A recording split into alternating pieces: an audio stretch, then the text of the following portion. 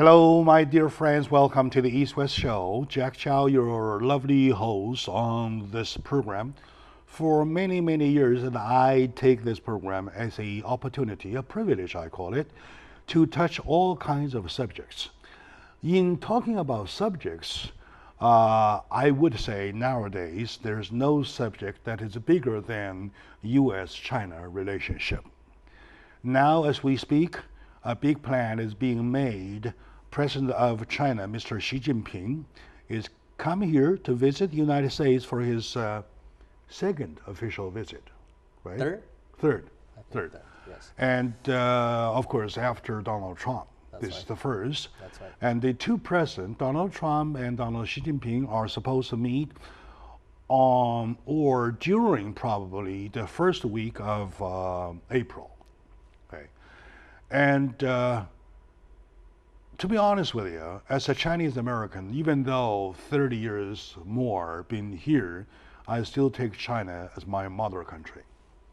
In this case, the United States, regardless, needless to say, the father. For us to see the best thing on earth to happen is that we see mother, father in love. Hand in hand, they do things better for people, which is us. And of course, by the same philosophy, the worst thing would be that they fight. And then we end up, you know what I mean. So now, in hoping or in expressing the hopes that we have as Chinese American, I have invited my good friend who's been here also for more than 30 years to share the thoughts about US and China. As a matter of fact, to look into the areas, regardless of differences in the politics, regardless of differences in the systems, we want to find a common ground whereby we can shake hands, US and China, shake hands and hand in hand together walk towards the future. And by doing so, we are setting an example for the rest of the world to see as the two major economic unity, how we shall lead the world for the rest of the folks to follow. So join me is my good friend, Mr. Wei Luo, a famous educator, recognized at both countries, in China and the United States, and also he is the principal of a experimental school that's run in Shandong, Weihai, China, for combining these two curriculum systems into one, the result of which started showing already. So, Mr. Wei Luo, welcome to the show. Thank you, Jack. As always, my honor to be here representing Chinese American to say a few words about the upcoming visit by Mr. President Xi Jinping with our President Donald Trump. That's my honor. Thank you very much. Right.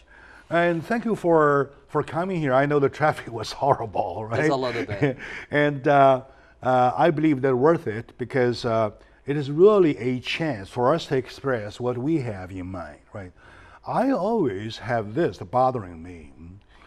What if something goes wrong in between the two countries? And that could be the worst day of our lives. You agree with me?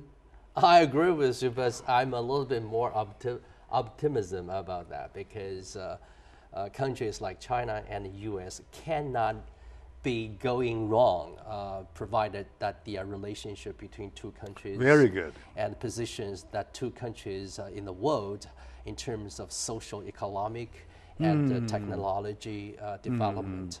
So it cannot be wrong. And number one. Number two is a relationship between US and China. If we take a bigger look at the picture, that it's very, very optimistic.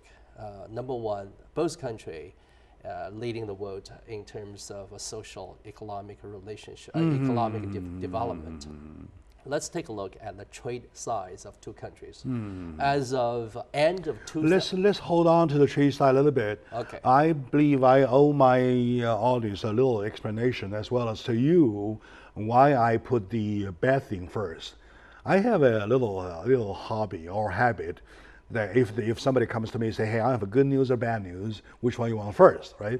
I always want to get the first one, the bad one first. So you always cover the bottom line. Yeah. Once your bottom line is protected and you are looking for better and better and better. I understand. This is number one. Reason number one. Reason number two, there are lots of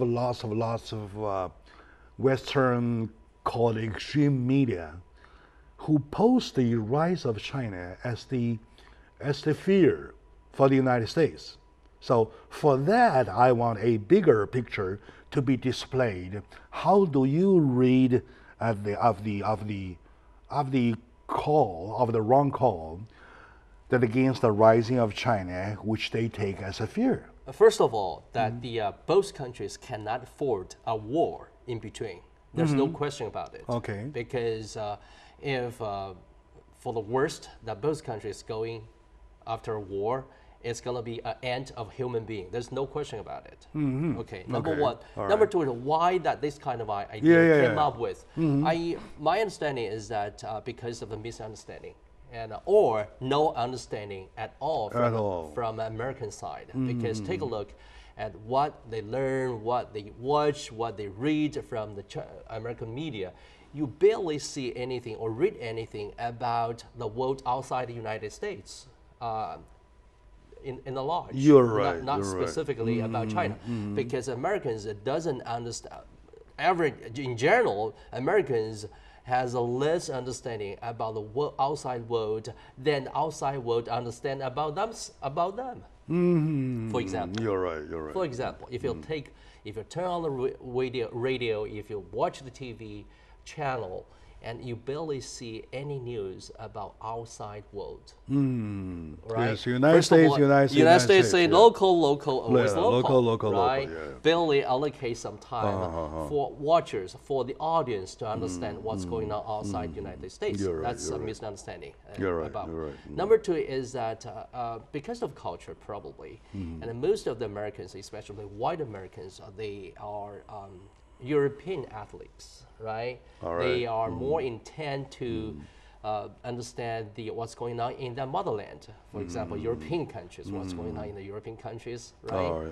And at least probably they would understand or wanted to understand other outside the world other than American and European, and or probably Asian.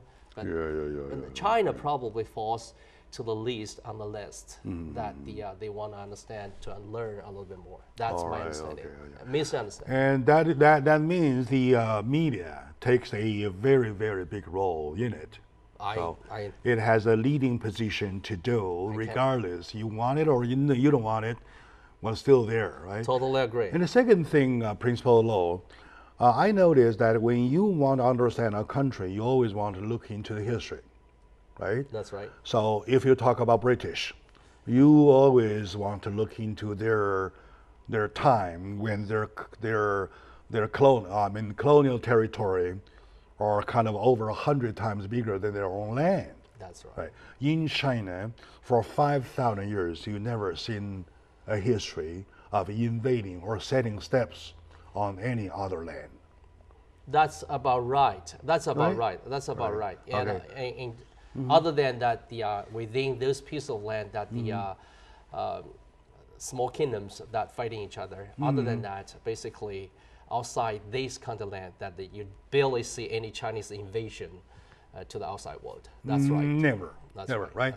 And on the contrary, during the war, Japanese war, it is the Americans who helped us, the people, kind of like seriously hit by the invasion, and they helped us with the Burma Road.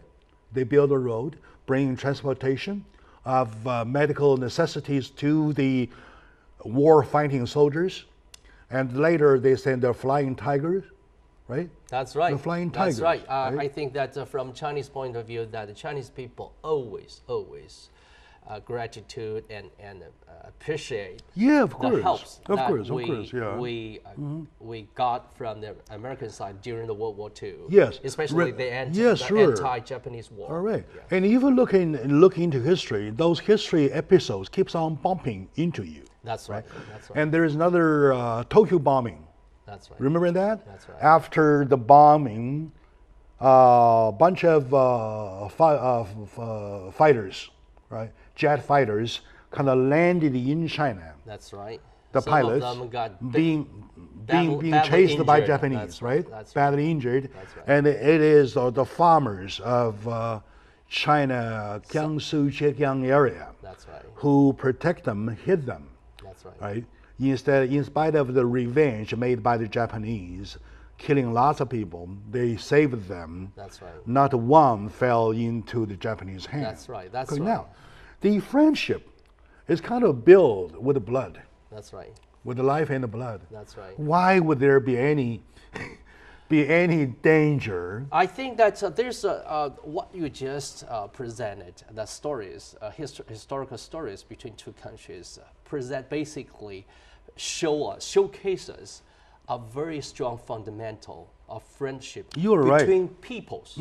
Yes. There's no question about it. And it's just about the media that didn't spread it out, the good news or the truth about the history, as well as the true relationship between two countries. I believe that's what I said at my first beginning of this program. I said that there's no way, I cannot imagine there's a war going between two countries. That's why you say you're That's very right. There's optimistic. no foundation. There's no foundation foundation at all, That's right. That's and right. also to the issues about China that U.S. politicians try to make a point to, talking about such and such here and there.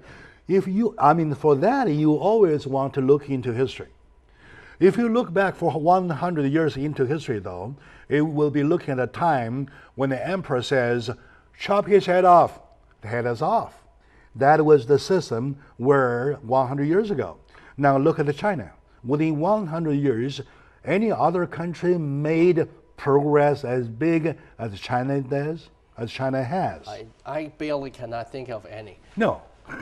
That's right. That's right. And one thing, if we take a look at the longer history back about 100, 150 years ago, after the second The Opium War. Opium War, 1850. 1850. After that, and China basically was a loser, lost that war. Yeah. So by then, the Qing dynasty has to pay for the penalty for the war, right? And they pay 8 invading countries amount of the silver, right? And there's only one country that paid back with that kind of penalty from Qing dynasty government to help Chinese people to set up basic education. That country was USA. USA.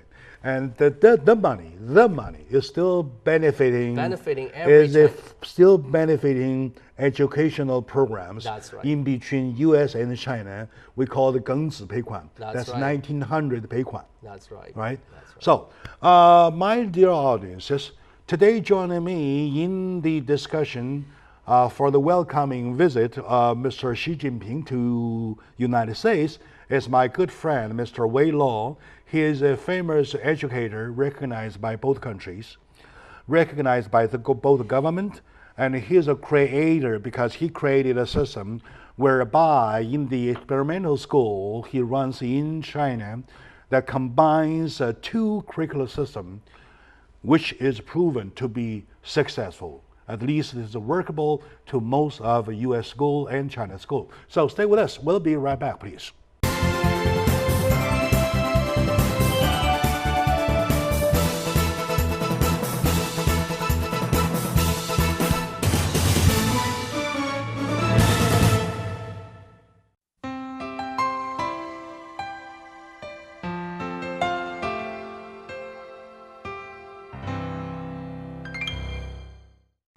Hello, dear friends. Welcome back to the discussion about U.S.-China relationship. In the light of the welcoming visit we welcome the visit of Mr. Xi Jinping, President of China, to the United States, whereby he's going to meet with President Donald Trump of the United States. And we firmly believe we belong to different systems, we belong to different concepts, we belong to different culture, but we belong to the global earth, right? We are citizens of global earth, and that's our common ground, the bigger common ground. And there are many, many, many smaller common ground, which are also big when the two countries are concerned. After all, at the end of the day, you're talking about people who are the one to be benefit from, right? So with me today, my good friend Wei Lo, we are sharing our thoughts, especially he sheds lights on the US China relationship issue. Now, we took our first segment, lay down the overall picture. That means in history we had no problem, right? When we learned that in history we had no problem, we don't just assume that in future we shall have problem, right? So now, at this very moment, when Trump took office, within 60 days something, right? Yeah, that's right. Right? And when Xi Jinping is his second term. That's right. Am I right? Yeah. So it's good time. About 70 days. Yeah. Almost 70 days. Okay. Yes. So now it's good time for them to meet. That's right. So forget all the politics. That's right. Politics are nothing to me. Okay, I hate politics, even though I talk about politics every single day, but they do not produce anything. But you cannot get away from the politics. Not even the pencil. It's they on don't your produce life anything. every day. Right? Okay, now, forget difference in politics, though. What do you think are the common ground that US and China can find? Number one. Number two, we should probably want to put another elevation. If Mr. Lo Wei is invited to the White House to meet with two presidents, or in Beijing to meet with the two presidents, what would you recommend that these two will do? Oh, you give me a big, huge topic That's a beyond big, my yeah. capacity. Let me okay. try to find answer for that question. But anyway, I try my best. Okay. On my behalf, personal view, there's a lot of convergent area that between US and China, a lot of commonalities in between two countries. For example, we are on the front line anti-terrorist in the world. Okay, Global all right. terrorist. That's a big subject. We share yes. common interest because U.S. is a victim of terror, international terrorism, and so is China. China is an international victim also, international terrorist, especially for the Far East side of China. Yeah, look at Germany, area. look at France now, Right. Yeah, and the whole world. That's right, the whole world. Basically, I think extreme terrorist is a common enemy of the human being nowadays, and China and country, as the biggest and second biggest country in this world, this is common ground, definitely no question about it. And second is that the global warming issues, or environmental protection issues. Environmental protection Environmental protection, because both China and US combined together takes about 2/3 of the world economy. And in the worst part, in the bad part is that they're also generating same amount, if not one after another, the amount of the waste to our environment, emissions, smogs, the waste, right? All those that and there's what they call plastic island. Plastic islands and Pacific acid Ocean, rains kind of things, right? That's something that both China and US can do a lot to help us to save this world. That's number two. Disregard of politics. Disregard of policy. It's a commonwealth of our generations to come. This generation and generations to come, right? For both countries and peoples from other world, other part of the world. That's second thing. Third thing I think is that that we can create the new model of economy that will not only benefiting peoples from two countries, but also from the rest of the world, right? And the U.S. has been leading the world for its social and economic development in the past 100 years. And going forward, if China can join in the leading team of this leadership, that U.S. will benefit and China will benefit out of it. Oh, hold it right there, please. And in talking about leadership, though, people kind of used to think who leads who, right? And there is a new philosophy. The other day I checked with my lots of friends at table. They say it is not important who leads. It is important leads doing what in the leadership. That's right. And then if you have a joint leadership, would that be better? Of course, right? And I think that although I didn't vote for Mr. Donald Trump, but I really appreciate one point. Me neither.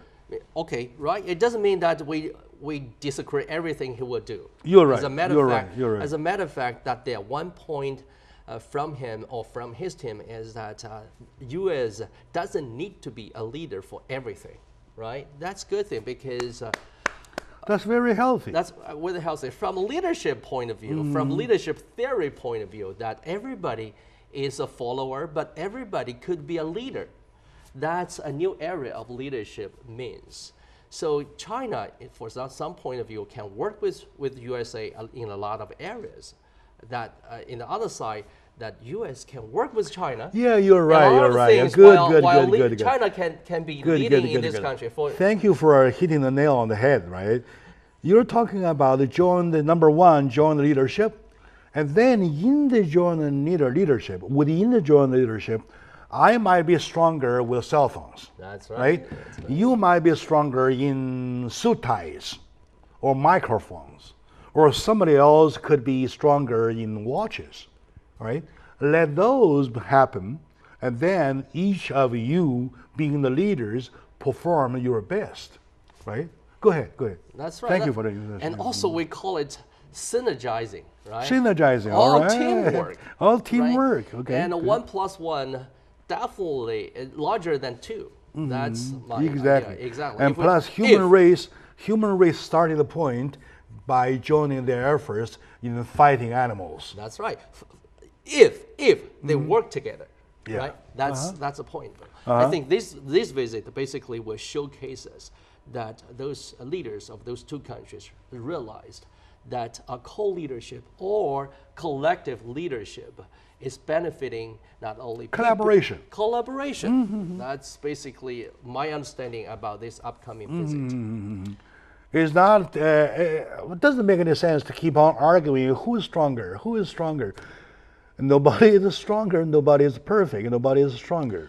Right? Both U.S. and China has their strongest areas have their strongest point advantages in certain areas, but none of them is stronger in every category. Okay. That's my point. Right? Anti-terrorism, environmental control, and for economic development, or setting of a model for a new economy. That's right. Those are very good.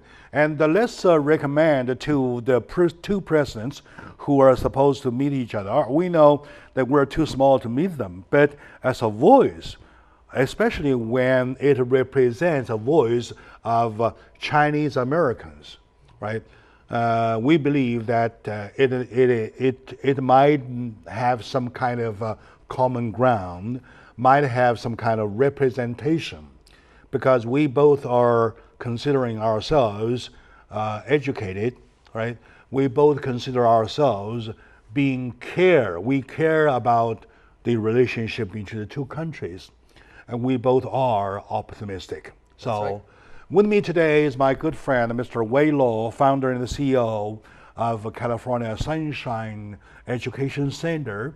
And what's more, he is an educator recognized by both government and awarded by both government.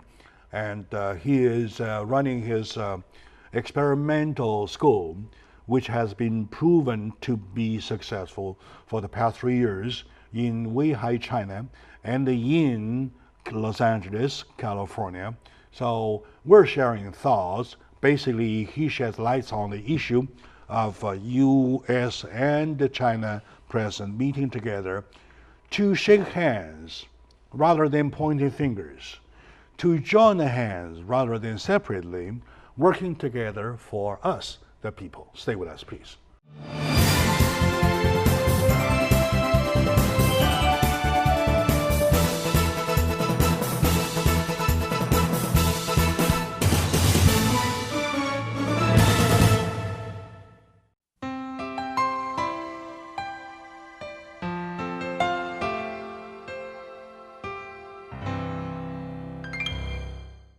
Hello, my dear folks, my dear Californians. Welcome back to the show. Today we're talking about education, and we're talking about environmental control. We're talking about anti-terrorism. We are, as a matter of fact, taking the opportunity while preparing to welcome President Xi Jinping of China visiting the United States. We try to voice out as a voice representing Chinese Americans to see what we hope, right? What we hope things between US and China to happen, right? And with me is my good friend, Mr. Wei Luo, founder and CEO of California Sunshine Education Center. And he is an educator, needless to say, recognized by both government.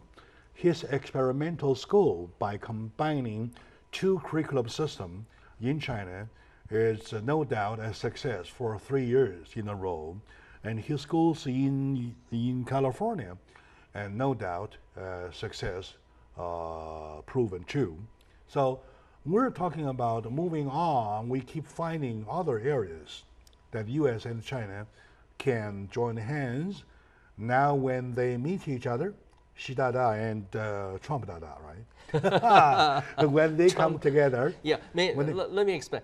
For the audience who doesn't understand Chinese, Dada in Chinese is meaning uncle. All right, okay, anyway, okay. Now, so what else areas do you think, or do you find that US and China can join hands without having to ask lots of political questions? Okay.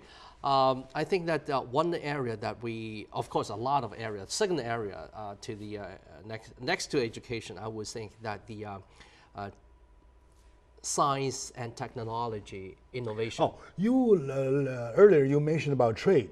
I believe that you want to trade. You want to put up a trade first, or you want to talk about science? Or? Trade. I think that the trade is a natural thing because for the trading between two countries, I think that China is overselling goods to the US. There's no question about it. Now, I just checked the data before I presented to this program, was that the trading deficit of US owned to China is about 33 billion. US dollars in the last year. US needs to export more. That's right. US manufacturers need to export more products, especially high-tech products that China needed the most to Chinese. And exactly, Trump talks about to create jobs. That is the opportunity to create jobs. I think that's a good thing to do. But first of that, you need to find out what China needs from what the US has to offer in the category of the products. That's the one thing that we need to do. If US can find a category that benefiting exporting to China, and that's an opportunity to create more jobs to China. For example, Chinese is the first largest buyer of Boeing airplanes. And China is the biggest buyer of the U.S. agricultural products, from the chicken meat to the pork, the beans, to the corns, flowers, yes, right? That's the way that we need to make sure that we maximize what we have doing well, and also take a look at what we're not doing well. For example, and still China wanted to buy some high-tech products from U.S., but U.S.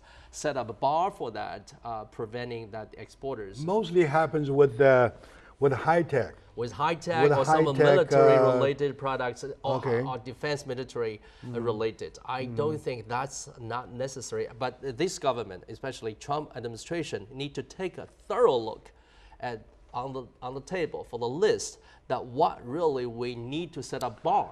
And then to release some of the products list to the Chinese buyers. And also there is a logic. The logic being that China is good at exporting or producing or exporting some labor-intensive products. Still the case. For example, if you go to Walmart, you see on the shelves about 80 or even 90% of those items made in China. That's okay right now. On the way back, though, why would United States export those high-tech, right, tech-intensive high-tech intensive products to China. It doesn't have to be the supreme secrecy. It will just elevate the level a little bit, right? Allowing the flowing out of certain products within certain area that is probably what the China market needed.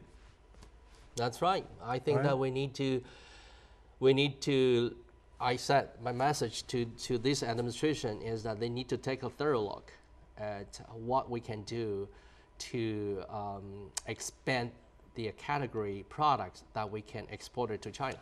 Probably they should do a punch list, right? Punch list, say, hey, let this go, let that go, whatsoever. They need to do a little bit better job than the last administration. Yeah, I believe that President Xi Jinping and Donald Trump will not be actually doing the punching job. Their delegation, each of them, they will do the job. What they want to do is they want to set up a principle for the two countries to follow, all right? And next time, China does not have to buy the same stuff from Japan, from elsewhere, all right, from Germany. That's right. And they can buy from the United States to set off the trade deficit. That's right. All right. That's right. So trade is a big one. China is a big one. Mm-hmm. And also you mentioned about technology and scientific field. Scientific incorporation as well as tech field, because this administration, weeks before that, the Donald Trump administration just cut off the budget of the National Science Foundation, which is the largest institute that mastermind behind a lot of scientific innovation in this country. NSF cut budget like about 25 the budget cut off from this field already. That means that a lot of scientists and researchers would last their job in the years to come. However, in our China side, that Chinese increase their funding into their natural science research and study field, meaning that China can hire some of their researchers and scientists from the US to work for China, or you work for the US as a whole, US and China, as I take away from, I borrow your term, that the US and China, because basically their results and have to be benefiting peoples from two countries as well as peoples from other world. So it's a human being universal work that we can cooperate each other, right? And yeah, the other day I was interviewing Honorable Kurt Hagman on this show, talking about the Ontario Airport. And the airport as a project that leads into a large-scale development of the whole area, of the whole county. Right? In the plan, in the general plan, master plan, that has hundreds of projects, though, there are projects that takes foreign investment too. Big as the tower, as runway, small as a grocery shop by the corner. That's something right. like that. Yeah. So those are do you think those are the areas Definitely. for the presidents to sit down and say, hey, give me some of the major cities, I'll help them with their projects. A lot of them. And Trump will say, okay, I'll give you some satellites or something like that. Oh, China can produce them. We can join together, we can do a lot of things, because yesterday I was reading the LA Times that to learn that the MTA, Los Angeles Metropolitan Transportation Agency, is buying the subway cars. Okay, subway train cars. Subway train cars from China. An amount of initial contract amount was $672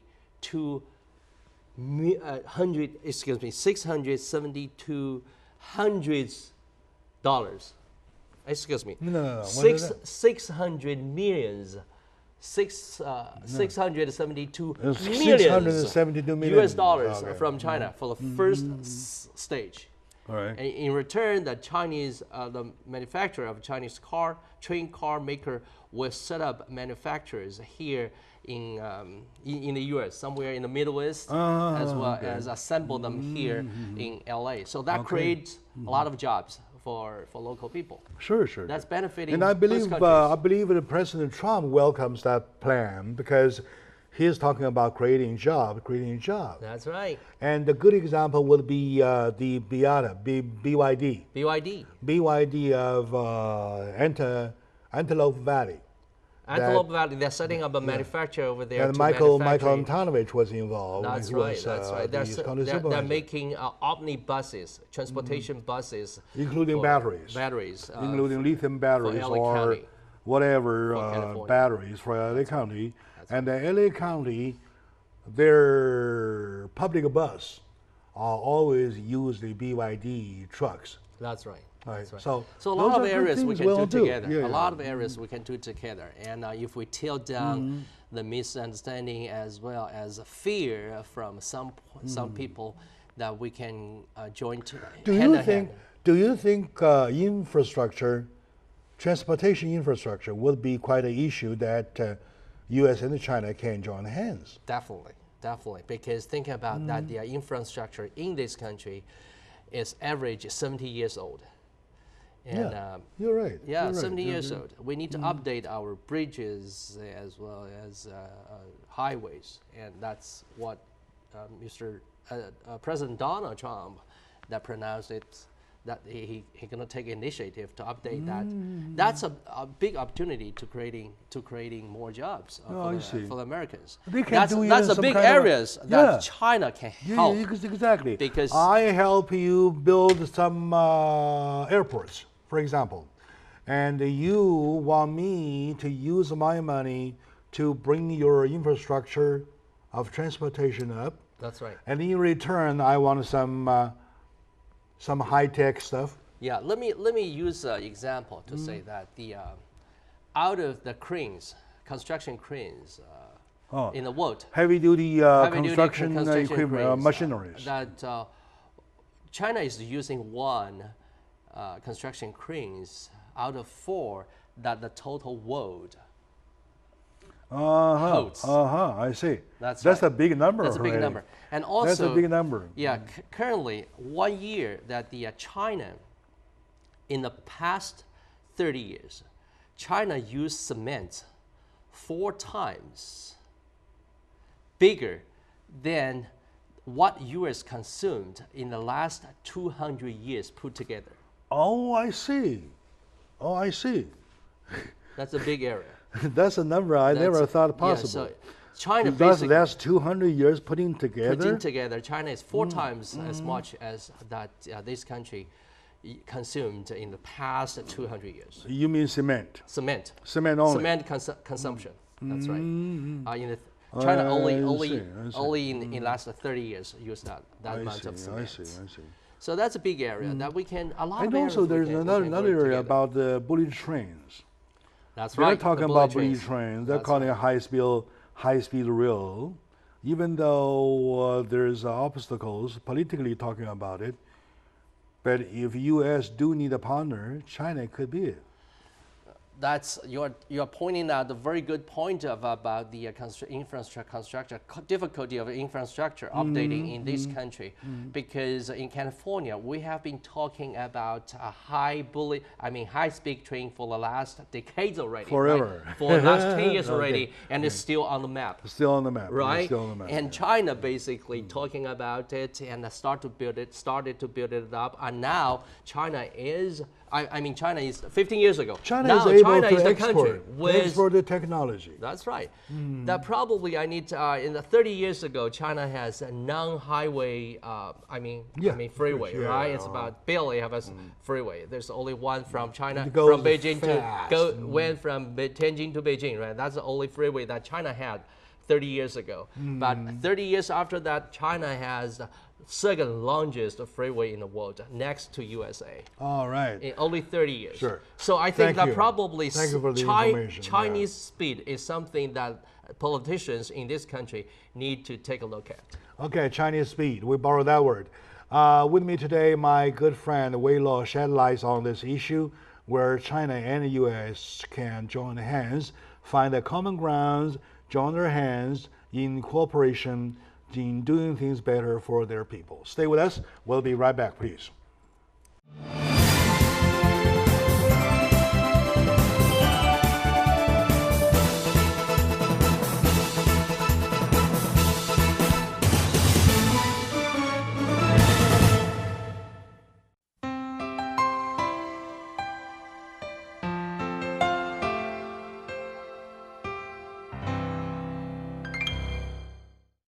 Hello, dear folks, my dear fellow Californians. Welcome back to the discussion about U.S. and China relationship.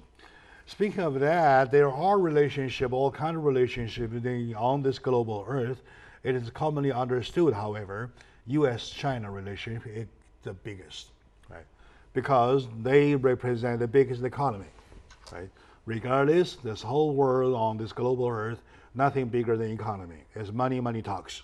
Okay, now, with me is my good friend, Mr. Wei Luo, founder and CEO. He's a famous educator recognized by both countries, founder and CEO for California Sunshine Education Center, and a innovator himself because he's creative enough to establish a experimental school whereby he combines the Chinese and U.S.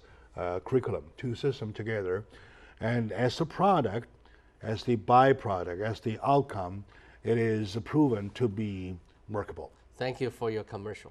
Thank you. All right. That's the infomercial. All right, that's the infomercial. Okay, now, people do say, well, U.S.-China has a great potential of joining hands in doing greater things. Yet, U.S. and China do have their differences. And then there's a big word that came about to say you want to manage your differences. The word manage, when combined with differences, to manage differences is really a good term to me. So, could you shed light on this issue a little bit, please? Yeah, I think that everything has the other side. Positive and negative side. I would not say using the words negative, something that the areas in between two countries that need our attention to, as you said, manage well so that will not be developed into a big issue or disaster in between two countries. As you just said in the beginning of this program, that there's possibility or potential war that in between two countries. If we don't manage our differences or frictions or disagreement, a lot of times rivalry situations, that's basically what we're talking about. Number one, I think in this area of management is that we need to increase the mutual understanding each other in terms of cultural, in terms of ethnic, as well as history, because China basically in the last 2,000 years is a unified country in the world, and in the 1800 years, China probably, I'm using quote by quote that Dr. Kissinger's words, that probably the most well-managed country and most wealthy country in the world for the 1800 years. So U.S. need to understand that the rising of Chinese is not a new rival. It's not a new rival enemy. China is just get back, discover their glamour, a glory, I would say, for the 1800 years. Number two is that China is committed, no matter what, that they are going to rediscover their glory, rejuvenized for their historically in a social and economic position. There's nobody can block the way out. U.S. side need to understand that. U.S. side also need to cooperate, work with that. Otherwise, there is strong conflicts in between. From China's side, that we need to understand that the U.S. is the democratic country, and there's a parties.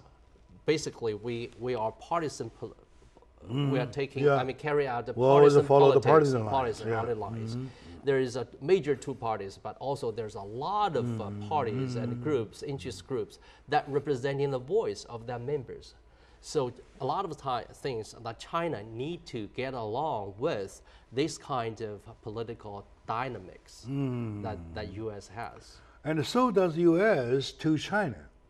They have to understand how in China, how the government is run. That's right. How business are being conducted. That's right. So, and don't think that the one-party system is I don't something just, that China, U.S. is against with. Of course, U.S. you need to against it but from your democratic point of view. Put it in my simple language that I don't want you to do your things in my way.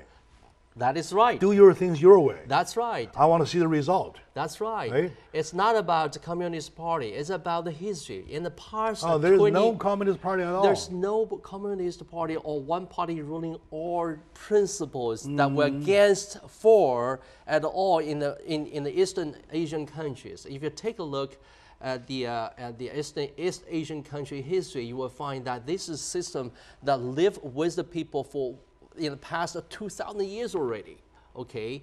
And this, however, from U.S. side, we need to make sure that our system is, no matter what, that the system that we're taking for granted, we make sure that we are not exporting our political system into other countries. We do not put on our values into other side of the world. I believe that we learn enough lessons and bloody lessons about it. So do you recall our exporting of democracy to Iraq? And we were beaten head to toe. We have a color revolution. We lost the whole thing. We actually, right? it's a lesson that the politicians never of this do that. country. Please that's never right. do that. That's okay? message to this because that's one of the most stupid thing to do. Hey Jack, you know what? I think that Donald Trump is very smart on that. He is very conscious about that, not doing the same stupid things that the that we paid previous dearly. We paid dearly, most expensively, for doing that. That's a stupid thing. That's right. Right? That's right. We want to export our system. We want to export our democracy. Okay, now democracy in your eye, in my eye, good. Okay, in somebody else's eye, they might not want it. There's no one-size-fitting-all system in the world. There's none. That's my message. There's none. That's even right. your left shoe and right shoe, they're just not the same size. So my message to this administration, to our US American politician and the leadership is that we need to understand and need to appreciate, need to live with differences of other peoples in the world.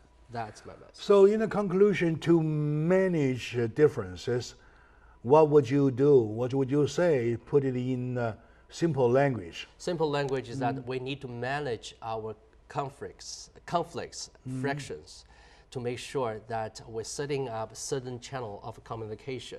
If we communicate each other well, understand each other well, and also learn about what's behind the mind of doing things differently, and we can just understand getting along well, get alongside each other well, so this world will be a better one, and the peaceful world and the peace will be existing for a longer time. Okay, and for my generation, and also for my kids and my grandkids and generations to come in the U.S. as Chinese American.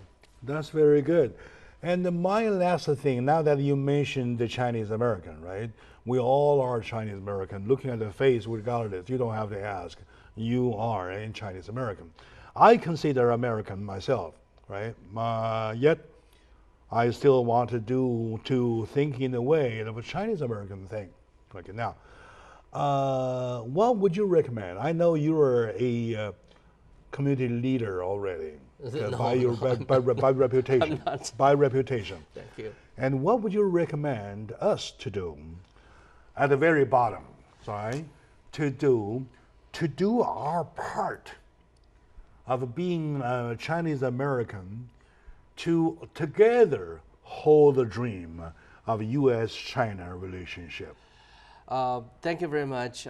First of all, to giving me this opportunity to the program, and my final words to our Chinese American fellows is that we are the grassroots that putting two countries together. We are the grassroots that building up a long-term friendly relationship between two countries.